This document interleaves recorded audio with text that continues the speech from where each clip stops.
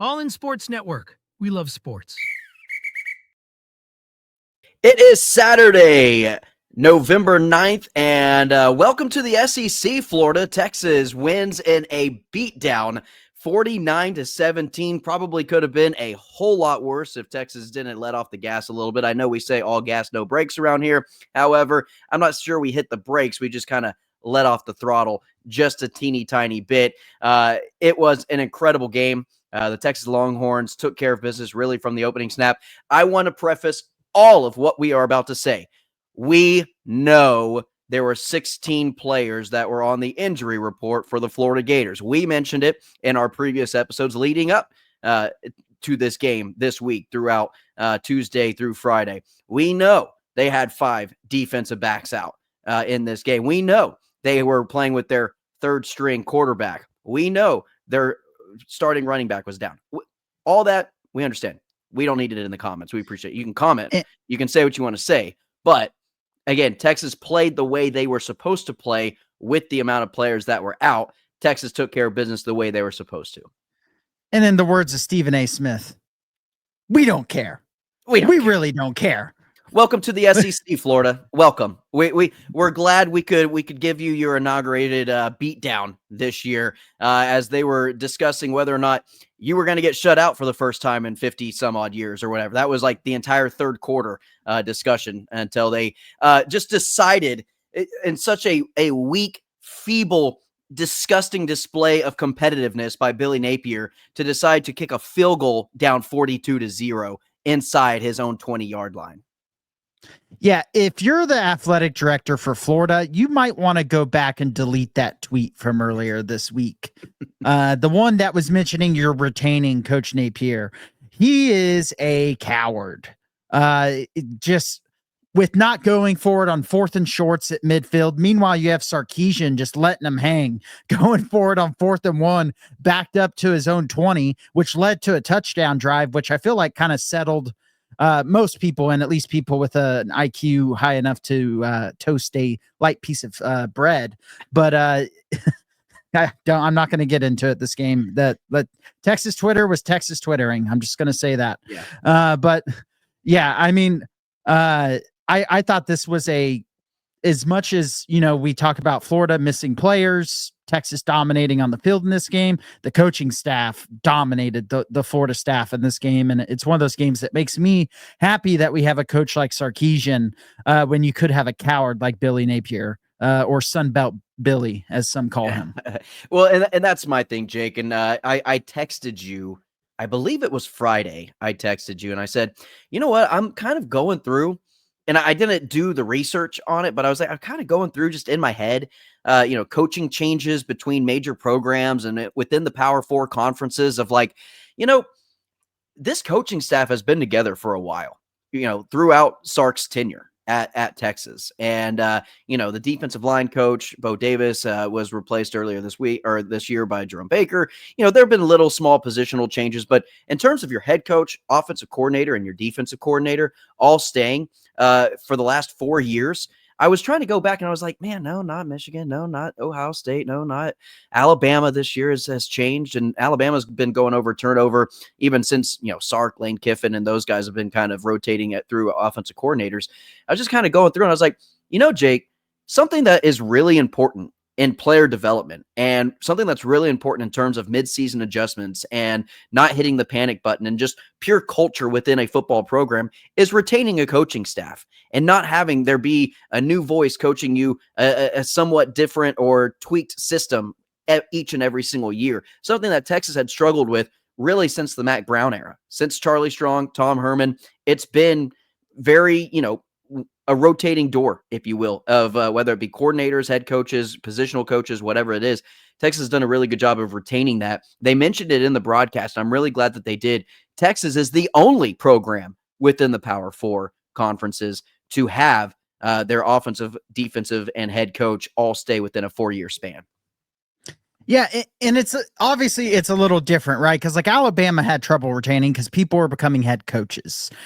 Texas made Sarkisian made this very smart hire when he brought in PK because you brought in a coach that you probably knew either didn't really have aspirations to be a head coach, likes being a DC, or just is going to be overlooked, kind of like he has been to become a head coach. You never hear him being talked about as being a head coach, even this year with Texas being the number one defense in college football. And so it's kind of two things, right? A, it's not turnover like post Mac Brown era, because you have a winning football program. There was so much turnover was because you had to have Charlie Strong and Tom Herman fire scapegoats for their incompetence. Right. You don't have to do that right now if you're Texas, because they're a winning program.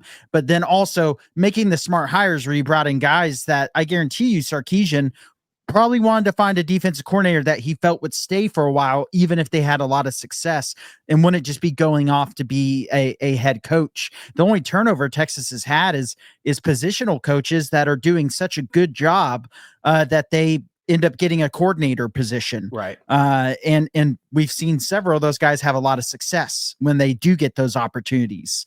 And so it's just a good point, and it's something I think some fans are in, and maybe even us to a point, almost take for granted at times. And you got to remind yourself just how incredible of a turnaround this has been to get to this point.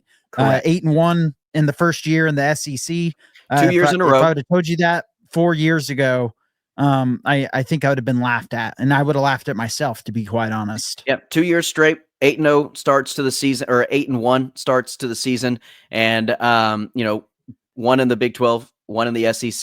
The Texas Longhorns have the essentially the largest odds to get to the SEC championship game following this win. I mean, there were probably 5 different scenarios that they gave, and Texas, I think, was on 4 of those scenarios in terms of the highest percentages of getting to the SEC championship game. That's not to say Texas doesn't continue to take care of business. Obviously, they can't fall asleep at the wheel going into Lafayette next week against Arkansas, where that fan base absolutely despises Texas. Texas fans, for at least me anyway, in my age group, I don't really ever think of Arkansas that way. But there is a traditional fan base there that absolutely hates Texas. It's a hostile environment. You're going to have to go there and get a win. Kentucky, you should take care of. I mean, let's be real. Like, you should just be able to walk in to Austin and just take care of business. And then, obviously, the final game of the season. Jake, let's go ahead and dive. Primarily, let's focus on this game, though. What happened in this game was the offense came out, that opening drive where they missed a 51-yard field goal looked very promising. It looked good. It looked exactly the way I wanted it to go. It was a dumb play by a running back to run backwards, and then a penalty, a sack on Quinn Ewers that pushed him back even further with a lack of communication with the offensive line. Auburn misses the 51-yard field goal. Texas fans are just in dismay of the possibility of that of that happening on that drive. I saw only promise. I saw, okay, this team is looking in rhythm. They look good going down the field. They obviously turn it back around on the next drive, get a touchdown out of it. And the defense, I texted you, I didn't think there was a point in time where Texas, where Florida was even going to score a point. I said they might shut them out. Obviously that changed, in the second half. Yeah. I mean, it was just, there's only 2 words I have to say, really. It's just pure domination. It's 35-0 at half. Florida is a team that's shown a lot of fight. They've shown improvement from week to week. I know they were missing guys. I know DJ Lagway was out, but you can't sit here and tell me DJ Lagway is going to make a difference in this game when it doesn't matter what quarterback Texas has played. Teams do not drive the ball easily on this team until the game's put away. And even then they typically don't. This is actually, I was telling you before we started recording, this is the most yards this defense has given up in a game this year, which is crazy. Yeah. It was 329 yards. If they were allowing 329 yards per game, just a hypothetical situation, they would still be right around a top 25 defense in the country in yards given up a game. This is the most they've given up in a game. This is the first team to get over 300 yards on Texas. And all of them were in the second half, where Texas was just playing vanilla, rotating guys in and going, if you want to run it for 4 yards a carry and take up 6+ minutes on a drive and score a touchdown, go for it. We don't really care. This game's over. And Florida did that because Sunbelt Billy just wanted to avoid the shutout. And but overall, I'm going to give this team the 60 minutes of hell line. I know a lot of fans might disagree with that, but I guarantee you for Florida players, that first half felt like 60 minutes of hell for them. 100%, And yeah. And so then the other thing that kind of just stood out to me just on an initial takeaway is the penalties were a lot better. They did end up, I said over under 6.5. They did end up with 7. They had a few once backups came in. The starting group was much better. Once again, Kelvin Banks, he should sue the SEC because he gets phantom holding calls on him every week now, it feels like. But overall, I thought this performance, everything we talked about leading up into this game, I saw everything I wanted to. Quinn Ewers looked like the Quinn Ewers that we knew from the start of the season. He looked confident. He was slinging it. He should have had more touchdown passes if we could just catch a freaking deep ball. So Jake, this time the roles were reversed. The wide receivers were wide open, and Quinn was hitting them. I think the first DeAndre Moore drop pass where he was wide open, I don't know if that ends up in a touchdown because it was a little bit behind him. It was in the breadbasket. It was perfectly fine. I think DeAndre Moore probably falls to catch that pass. Should have been caught regardless. It doesn't matter. And it could have been a touchdown. And so a perfectly fine throw by Quinn. Good enough to get there. Obvious drop. That's on DeAndre Moore. And then a touchdown drop from DeAndre Moore where he bobbled it. He ended up catching it, but bobbled it going out of bounds and didn't have his feet in. For that would have been in the end zone. So, yeah, Quinn finally showed. And that ball was perfect. Perfect. Absolutely perfect. If he catches it cleanly, it's a touchdown. He gets 2 feet in. That's an NFL touchdown. So Quinn showed the deep ball accuracy that we'd been wanting to see out of him. One thing about the DeAndre Moore thing, while we're on the topic, love the fact that they went right back to him. Love the fact that they didn't keep him off the field. Love the fact that they wanted to show him it doesn't matter if you drop it, if you're going to stay a team player, if you're going to continue with good energy, good vibes. Quinn and Sark, we're going to go back to you. We're going to get you involved in the game. Sarkisian sends messages sometimes in games, in press conferences. He speaks in a code per se. And I thought it was real telling that the play after that drop, the literal next play, they went deep. And he had a step. I wouldn't say he was wide open. He had a step. Quinn missed that throw by maybe 6 inches. Yeah. And Quinn, if he wants to be a prolific quarterback in the NFL at the next level, those are passes he will have to make. Yes. Overall, I would say the deep pass accuracy was at an acceptable NFL level today. Mm-hmm. And if Quinn is going to play like he did today, the rest of the season, and the offensive line too, he did have time. I know they had that sack in the first possession, but after that, he was clean in the pocket. He looked comfortable. He stepped up when he needed to. His feet looked a lot better. I was really impressed with Quinn today as a whole. But the offense, we said all week, get your mojo back. They got their mojo back in this game. And that feels really big when you're heading into a stretch where 2 of your last 3 games now are going to be in extremely hostile environments, which stay tuned. I may be trying to make the trip to Fayetteville this weekend. It's not too long of a drive for me to go there.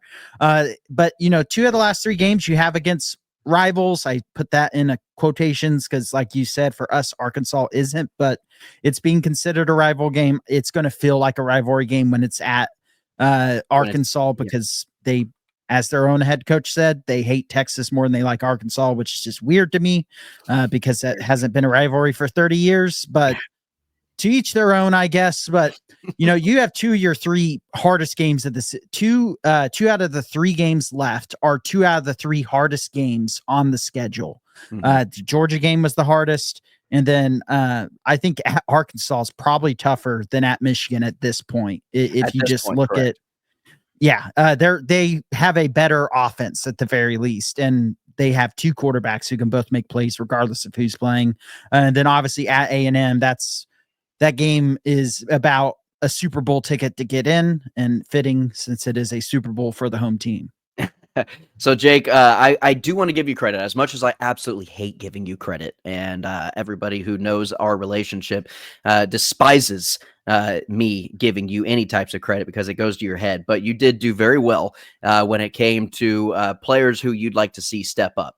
And the two players that out of the three that you mentioned, I want to throw you credit to. Quinn Ewers, you took the low-hanging fruit, perfectly acceptable. I've done it multiple weeks. You got the low-hanging fruit this week, and it panned out. 19 of 27, 333 yards, 5 touchdowns, 0 interceptions in essentially one half of football. And then Trey Moore. I thought Trey Moore looked really, really good. He actually did not get credit for the sack. For everybody who is curious, he got credit for the tackle, but it was at the line of scrimmage, and it was for not a loss of yardage. So I don't believe it was credited as a sack, at least not on the stat sheet according to the mothership.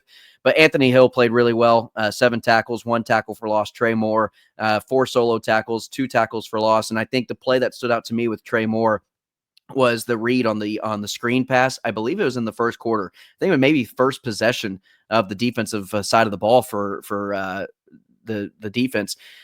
He reads it. He's rushing the passer, reads it, backs up, and makes the play in the backfield after it's completed. And he just, read it like a book and played it fantastically. But yeah, I thought Trey Moore looked really, really good today. Yeah, he was dominant. And we he were looked talking good against about Vanderbilt, by the way. He looked good against Vanderbilt as well. He's looked good in the majority of their games this year. He's just not getting the sacks. But at the same time, I would argue he's been the best contain edge for the Longhorns. That's why he was so good against Vanderbilt. That's why he was so good in this game where Florida runs a lot of pre-snap motion. They do a lot of things to try to make the edges have to play in space. And Trey Moore, when he is put with space, he is dominant. And that's going to be really big when you're going to Arkansas, who is going to be a team that has a running quarterback. And then you go to A&M, which we'll see what quarterback is playing if they can make up their mind. But they, I assume Marcel Reed would be the starter based off what we've seen in the last couple weeks. And having a guy like Trey Moore out there in a game like that is going to be really important because that's where contain becomes one of the most important things for the edges to do. And I think Trey Moore's the best on the team at that. And if anything, it could almost be a good thing he doesn't have a large amount of sacks in the stat sheet this year.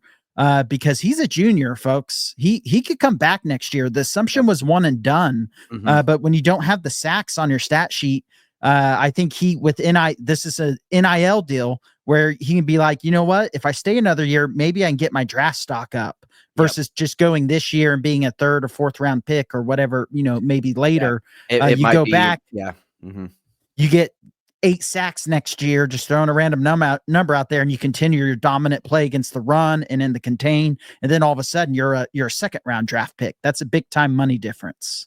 Jake, I also want to shout out the wide receivers. Quinn Ewers was feeling really good with the wideout. 7 players with multiple receptions in this game. Jaden Blue actually led the team and receiving 3 catches, 67 yards. Matthew Golden, 3 catches, 64 yards with 2 touchdowns. Trey Wisner, 3 receptions, 59 yards, and a touchdown. So although you'll look at his rushing stats, you'll say, wow, 4 carries, 0 yards. He had 0 impact on the game. That's not true. Isaiah Bond, 3 catches, 55 yards, and a touchdown. Gunnar Helm, 3 catches, 42 yards, and a touchdown. And then Silas Bolden, DeAndre Moore. DeAndre Moore could have had a much bigger game. DeAndre Moore could have been the leading wide receiver if he just holds onto the ball twice on just one of those 2 catches, not even both of them. So, but yeah, I just thought, a lot of players or a lot of fans clamoring for Arch Manning in the second half. I get it. We all want to see Arch Manning. I love watching Arch Manning play just as much as everybody else does. I liked seeing Quinn start that 3rd quarter, and I wanted to see Quinn continue getting on that track with the wide receivers. And he looked like they had this, they had their chemistry down, and I wanted to see that continue after halftime. We saw it. Sark took him out. Arch came in, and that goes to a testament to Quinn getting the ball to multiple wide receivers as well as the wide receivers helping him out. I think that complementary football that you and I were talking about this week, that showed up very much so in today's game. Yeah, and one thing I noticed about Quinn, and maybe you noticed this as well, is there was no moments of hesitation. There was no kind of clutching, where he kind of goes to throw it, then clutches back, and it's not a pump fake. It's one of those, I was going to throw this, but then last second, I thought I saw a dude. almost every throw he made, he looked confident in his decision. He was slinging it around. He looked like the Quinn from the start of the season. And even in Vanderbilt, even though he looked better against Vanderbilt, he still had one or two of those times where he kind of double clutched. And I don't think I saw a single one of those in this game. And so I think that bye week probably allowed him to make sure he felt 100% healthy, or as close to 100% as you can be at this point in the season. And then, getting to review, I had mentioned during the bye week that I think getting to review that Vanderbilt film and be like, okay, I've been getting kind of killed in the film room the last 2 weeks with OU Georgia. Here's the things that I do when I'm doing really well. Put on the Michigan film. Here's the things I'm doing compared to the Georgia game, compared to the OU. Look at my feet. Look at the confidence when I'm throwing the football, and the accuracy on those intermediate passes. And when the RPO game is going, that I feel like when Quinn's confident, the RPO game opens up, and the RPO game looked really good on some important plays. That seam route to Gunnar Helm being one of the better ones of the day. Arch Manning actually had a good one too, but unfortunately on an RPO, you just shouldn't throw the football after you've had the ball for about 5 seconds scrambling around. Yeah, right.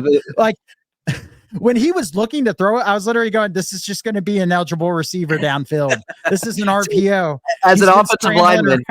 As an offensive lineman, you put that in your head. Me, I'm just like, "Oh, great find, Silas Bolden." Then the flag, and I'm like, "Oh, yeah, that makes sense." Yeah. That's an Arch Manning penalty. That was an Arch penalty, 100%. On an RPO, the offensive line, you got to throw that within a couple seconds. The offensive line may try to buy like 3 seconds, but once you've scrambled around, you've run all the way to the sideline, and then he sidearms it. Really cool throw. Cool play. A great play by Arch, yeah. But a good learning moment, if anything. Sark, as always, after any game, even a game where you play some of your best football, the coaching staff's going to have plenty of stuff to point out from this game. And something I don't know if you had planned to touch on this, but I just wanted to bring it up. I actually called you after it, but I thought there was a big time culture play in the first half where you have Jonte Cook, who was just dismissed, and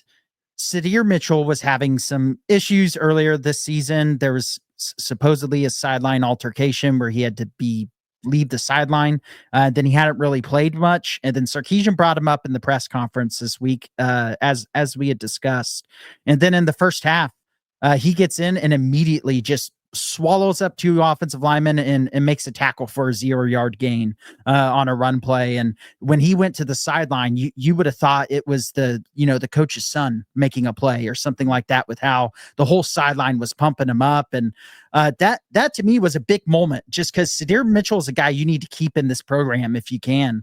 And for him and it shows kind of character from him too, to fight back from that middle of the season thing, not just give up on the season and go, I'm going to sit out and transfer, for him to work his way back into the good graces of the coaching staff, come in and make some plays, get some more playing time.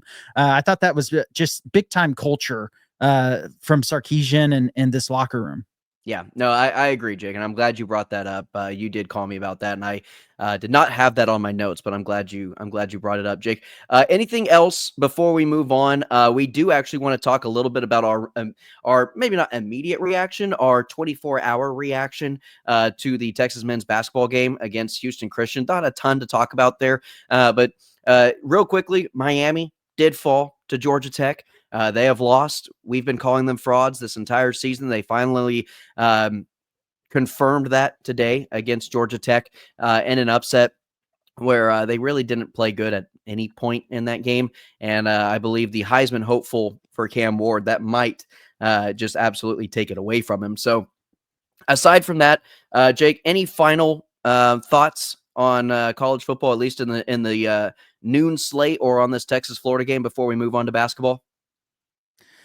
Just a performance that was needed. And I know if you look at the box score, you go, how did Texas lose the second half? There, sometimes there's just, you don't need to look into things. Don't overanalyze. Yeah. Yep. Texas was giving up less than 4 yards a rush at halftime. And they were just kind of fine with it. Florida wants to take up a bunch of time off the clock. We're just going to rotate guys in, play vanilla, and just get guys playing time and experience. And I'm fine with that when you have a 42-point lead. The statement was already made. I don't really care about winning a game 60-3, because if you go around and you lose the next week and you didn't get players experience, you end up having to be thrust into action. I would much rather just do what they did in this game. Yeah, Sark is not a Stoops. Let's just say that. He doesn't need to run up the score to make a point. He makes the point made on the plays that they needed to execute and did execute in the first half. All right, Jake, let's go ahead and move along. Texas men's basketball handles Houston Christian 90-59. Again, don't want to take up too much time talking about this. They did what they were supposed to do, but a good comeback and a good bounce back from losing to Ohio State in the season opener. They take care of business in Austin. Trey Johnson with 28 points and 3 assists, 2 rebounds, 6 players in double digits, and Kluma had a double-double as well with rebounds and points. Yeah, I mean, the first half was a little ugly at times. I didn't get to watch too much of this game live. I went back, I watched highlights, but first half was a little bit ugly. The defense was not very good, but then in the second half, it's a team with a bunch of transfers. They had guys injured. They still have guys injured. So they haven't really been able to practice together a ton, and they're getting things going. But I think the number one thing from this is I got to make it a point, even against lesser teams. And I think the whole Texas fan base needs to make it a point to watch as many games as you can this year, because this is the only year Trey Johnson we're getting. Because exactly he right. he is incredible. I mean, he is the best. I'll just say it now. I said there was potential for this. I'm just going to go ahead and say it. He's the best basketball player Texas has had since Kevin Durant. And I'm going to go ahead and I might take one step further. And I know we're 2 games into this thing, but he is averaging 28.5 points through 2 games. I'm going to say that Trey Johnson has very high potential and will probably be the best scorer in Texas Longhorn basketball program history. Yes, over Kevin Durant. And he just has that potential. And I think as long as he stays healthy and this offense continues to run through him and he shoots the way he does, I mean, the guy took 18 shots against Houston Christian, finished with 28 points. The guy can assist and he can rebound as well. Those numbers didn't pop off the page if you're just looking strictly at the box score, but the percentages that he shoots at, he was 5 of 8 from beyond the arc, and he didn't have to take a ton of shots to get the amount of points and to have his impact felt. Yeah, I mean, just watch him on defense too. He's a really good defender. He is a complete basketball player. He could be playing in the NBA right now and probably be averaging in the teens. He is that level of player. I knew he was going to be special coming in. Anytime we have talked basketball, I think we both mentioned him as get excited to watch this guy. He's somehow still surpassed any expectations I've had to this point. He just the ability to create for himself, but also create for others. He can rebound. He can play defense. He doesn't turn over the ball, and he just looks comfortable. He just looks natural out there. Nothing looks forced. Yeah. Everything comes easy to him, and it's going to be special to get to watch him play. And hopefully this team can continue to improve. The second half, they outscored Houston Christian 48-24.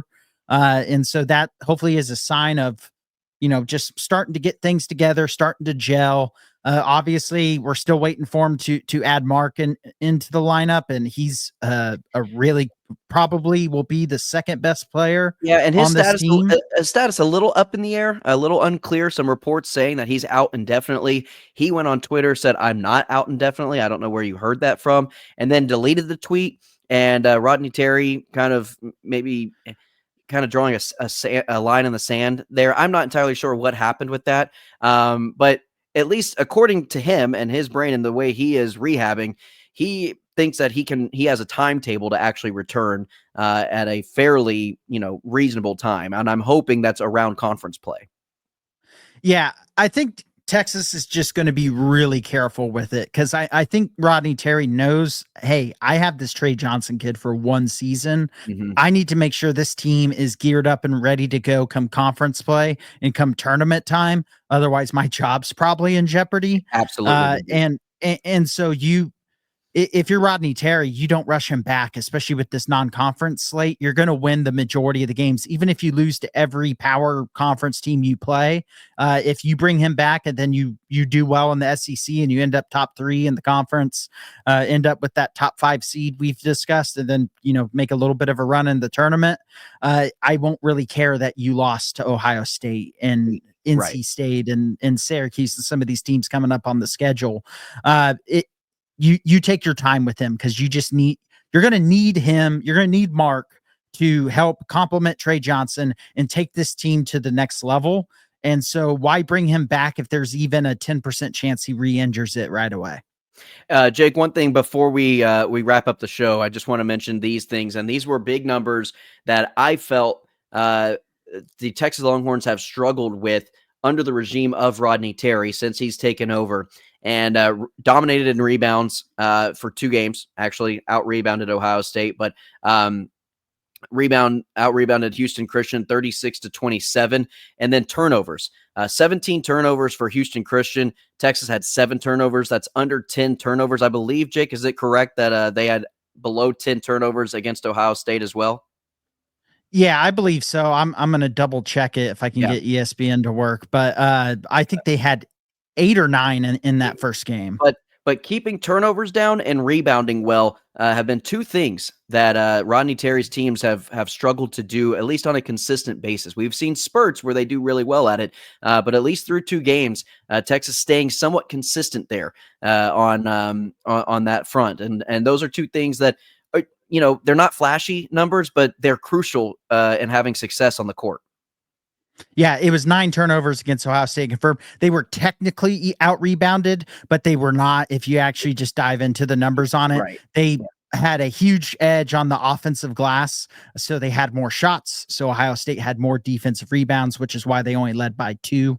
But Texas was the better rebounding team in that game. If they rebound like that the whole season, I'm fine with it. And I think that just kind of goes to Rodney Terry maybe didn't go out and get more post players, which are hard to get out of the portal, to be fair, especially competent ones. But they are still a bigger team. They have much more size at the forward position, much more size at the guard position. That leads to more reboundings, and also they just clash. They are just crashing the glass harder this year, and it's very apparent when watching so far. If that keeps up, I think this team will be just fine. They have some things to clean up defensively. They have some things to clean up with half court sets on the offense.